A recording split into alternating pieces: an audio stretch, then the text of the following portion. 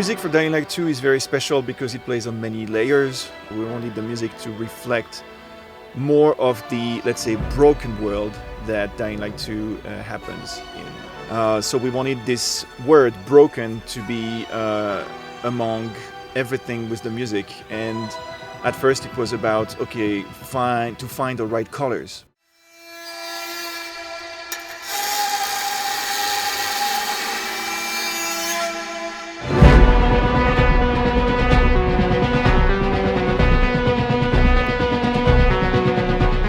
Generally, I try to get the core, the substance of, let's say, a word through an instrument.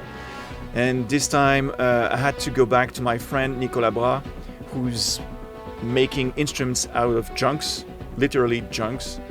And he created this instrument that could be in the world of Dying Light 2, completely like accurate with all the little details and sort of, the roughness of the instrument. Then it sounds very broken as well, which is great because basically, we didn't want the sound to be beautiful but broken.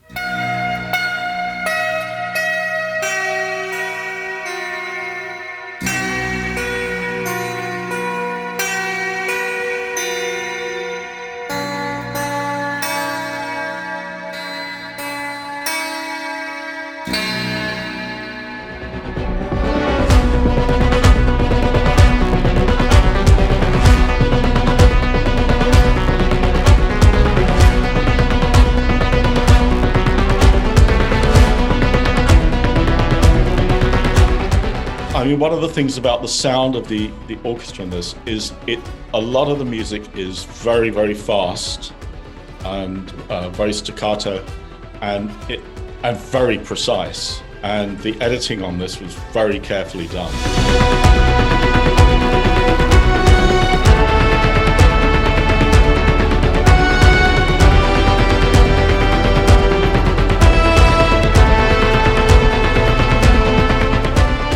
To try not to get it sounding too huge.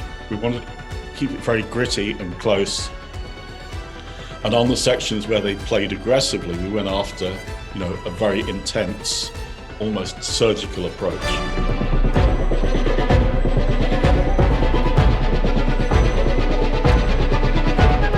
It was the first time ever I had to, number one, record separately. The brass were not with the strings, that were not with the woodwinds. Sections were separated. We need to try and assimilate as best we can our dynamics and our phrasing as if we were all together in the same space at the same time, making sure that phrasing, dynamics from the first day are transferred to the second and then to the third.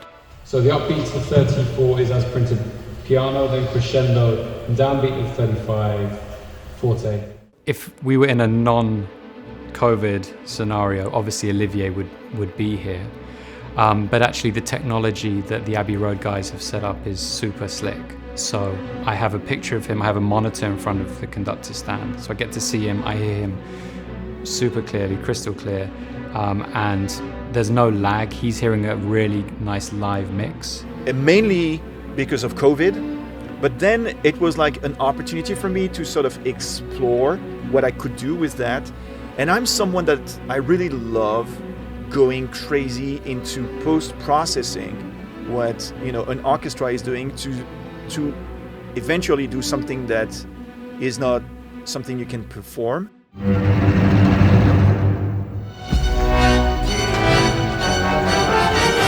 It's been interesting hearing, you can hear the composer give critiques of what they'd like differently through the cans rather than out in front of you in the building. So yeah, sometimes composers will be very involved in the sessions, but they're thousands of miles away. So I mean that in itself is pretty amazing. You can do that these days. It's been challenging, interesting in many ways.